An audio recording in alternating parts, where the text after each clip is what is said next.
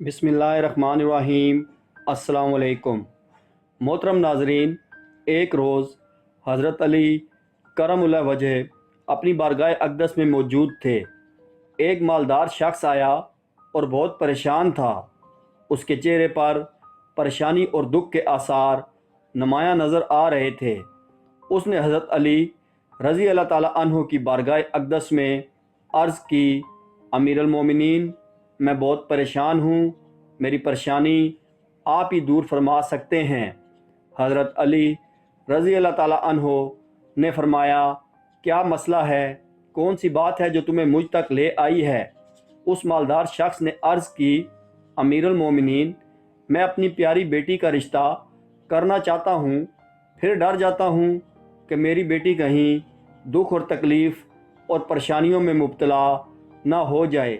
میری بیوی سے میں صلاح بہم کر کے آپ کے پاس آپ کی خدمت اقدس میں حاضر ہوا ہوں۔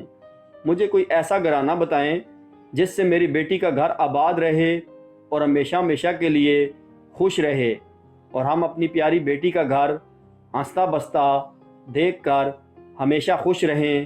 اس مالدار کی ہر بات میں وزن تھا، اس لیے حضرت علی رضی اللہ تعالیٰ عنہ نے فرمایا، اپنی بیٹی کا رشتہ کرتے وقت صرف 3 چیزوں کا خیال رکھنا ہے۔ آپ کی بیٹی کا گھر ہمیشہ آباد رہے گا، اس کو اپنا گھر جنت محسوس ہوگا۔ آپ رضی اللہ تعالیٰ عنہ نے فرمایا، باپ کے گھر میں بیٹی تو ملکہ ہوتی ہے، اور باپ اسی لیے تو فکر مند ہوتا ہے۔ جب بیٹیاں باپ کے گھر میں جوان ہو جاتی ہیں، باپ کو اپنے گھر کی 4 دیواری چھوٹی لگنے لگ جاتی ہے، تاکہ اس کی بیٹی کو کبھی بھی گرم ہوا بھی نہ چھو کر گزرے۔ اس لیے اے مالدار شخص، نہ ہی تمہاری بیٹی کو تمہاری دولت خوش کر سکتی ہے، نہ ہی اونچے مقام والے گھر خوش کر سکتے ہیں۔ اس لیے جب بھی اپنی لاڈلی بیٹی کا رشتہ کرنے لگو، صرف 3 چیزوں کا خیال کر لینا، آپ کی بیٹی کا گھر آباد ہو جائے گا، وہ بہت خوش رہے گی۔ مالدار شخص نے عرض کی، یا امیر المومنین رضی اللہ تعالیٰ عنہ، وہ کون سی 3 ایسی چیزیں ہیں یا کون سے ایسے عمل ہیں جن کو ہم جانچیں اور پھر اپنی بیٹی کا رشتہ کریں؟ حضرت علی رضی اللہ تعالیٰ عنہ نے فرمایا، اے مالدار شخص، یاد کر لینا، اپنی بیٹی کا رشتہ اس جگہ اس گھر میں نہ کرنا، اپنی بیٹی کا رشتہ مت کرنا جس گھر میں گھر کے فیصلے عورت کرتی ہو، مرد اس عورت کے فیصلے پر عمل کرتے ہوں۔ اپنی بیٹی کا رشتہ کبھی بھی ایسے گھر میں نہ کرنا، ورنہ آپ کی بیٹی کا گھر بسنے سے پہلے اجڑ جائے گا، برباد ہو جائے گا، آپ کی بیٹی مرجھا جائے گی، آپ کی بیٹی کی دنیا برباد ہو جائے گی۔ محترم ناظرین، اور ہم نے یہ دیکھا ہے، جب بیٹیوں کے رشتے ٹوٹتے ہیں تو جتنی بھی حسین لڑکی کیوں نہ ہو، وہ اس دنیا میں بے نام ہو جاتی ہے۔ اس کو نہ گھر والوں سے پیار ملتا ہے، نہ میکے والوں سے پیار ملتا ہے۔ وہ میکے والوں پر اور اپنے شوہر پر خود کو بوجھ سمجھنے لگ جاتی ہے، اور ایسا ہم نے دیکھا ہے۔ بھائیوں نے بھی بہن کو بوجھ قرار دیا ہے۔ ایسے کئی گھر ہم نے اپنی آنکھوں سے دیکھے ہیں۔ ہر چھوٹے اور بڑے کو اس کو تانے دیتے ہوئے سنا اور دیکھا ہے۔ نہ اس بچی کو دن کو سکون ہوتا ہے، نہ رات کو راحت کی نیند آتی ہے۔ وہ ماں باپ کو دیکھتی ہے تو اسی فکر میں رہتی ہے کہ میری وجہ سے میرا میکا، یعنی ماں باپ، بہن بھائی، پورا گھر پریشان ہے، اور گھٹ گھٹ کر مرنا شروع ہو جاتی ہے۔ آخرکار تھک ہار کر یا تو وہ اپنے شوہر کو اپنا لیتی ہے اور اس شوہر کے ظلم و ستم کو، اس کے تانوں کو گہنا بنا کر پہن لیتی ہے، یا پھر اپنی زندگی سے روٹھ کر بیمار پڑ جاتی ہے۔ اس لیے اے مالدار شخص، اس گھر میں اپنی بیٹی کا رشتہ کبھی نہ کرنا جس گھر کے فیصلے عورت کرتی ہو۔ نمبر 2، حضرت علی رضی اللہ تعالیٰ عنہ نے فرمایا، اے مالدار شخص، کبھی بھی اپنی بیٹی کا رشتہ اس گھر میں نہ کرنا جہاں عورتوں کی عزت نہ ہوتی ہو، جہاں صرف مرد ہی حکمرانی کرتا ہو۔ وہاں اپنی بیٹی کا رشتہ نہ کرنا، ورنہ تمہاری بیٹی کا گھر بسنے سے پہلے اجڑ جائے گا۔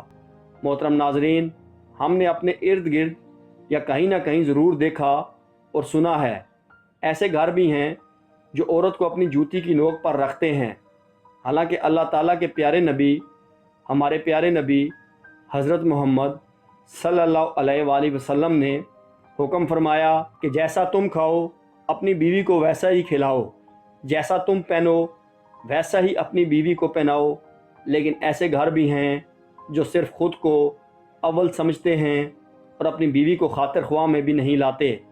ایسے شخص بھی ہیں جو اپنی بیوی کو ظلم و ستم کر کے خوش ہوتے ہیں اور کہتے ہیں ہم نے اپنی برادری میں اپنا نام اونچا کر لیا ہے، کہ وہ بھول میں ہیں، وہ اپنا نقصان کر رہے ہیں، کیونکہ میرے حضور اقدس صلی اللہ علیہ وآلہ وسلم کے سنت پر وہ عمل پیرا نہیں ہوئے، وہ اپنے لیے عذابوں کا گڑھا کھود رہے ہیں۔ اس لیے اے مالدار شخص، اپنی بیٹی کا رشتہ اس جگہ مت کرنا جہاں عورتوں کی عزت نہ ہوتی ہو۔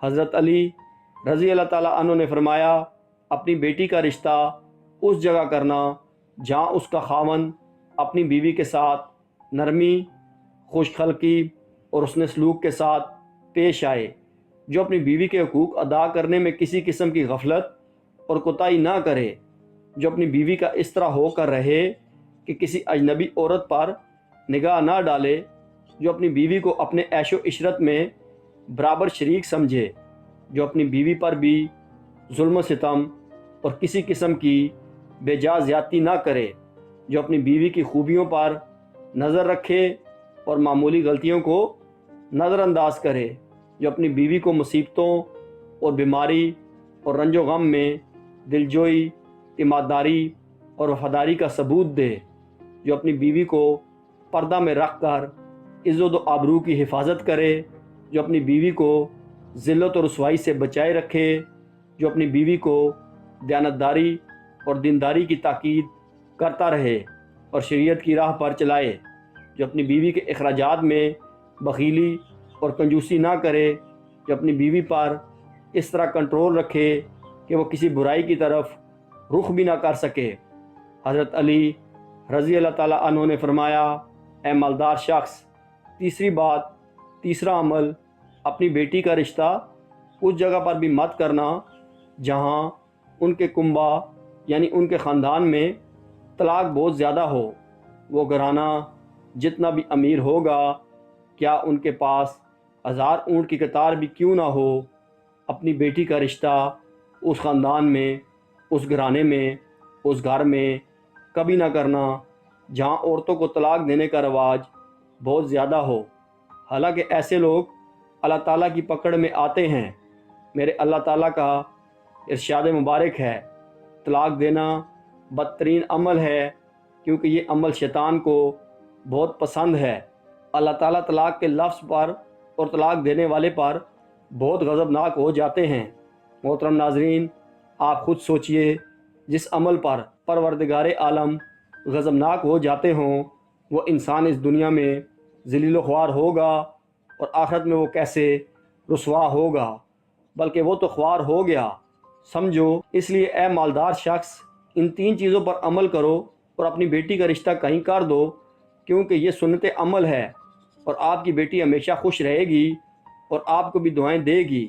وہ مالدار شخص آیا تو مایوس ہو کر تھا، لیکن حضرت علی رضی اللہ تعالیٰ عنہ نے ان کے ذہن کے سارے فتور ختم کر دیے اور ہمیں بھی سمجھا دیا کہ اپنی بیٹیوں کے گھر کیسے پسند کرنے ہیں۔ ہماری اللہ تعالیٰ سے عاجزانہ دعا ہے، میری تمام بہنیں اور بیٹیوں کو اللہ تعالیٰ ان کے گھروں میں عزت والی زندگی عطا فرمائے اور ہمیشہ ہمیشہ کے لیے ان کے سروں پر اپنی رحمت کا سایہ برقرار رکھے اور خوش رہیں۔ اللہ رب العزت ہم سب مسلمانوں کو اپنے حفظ و امان میں رکھے، آمین یا رب العالمین۔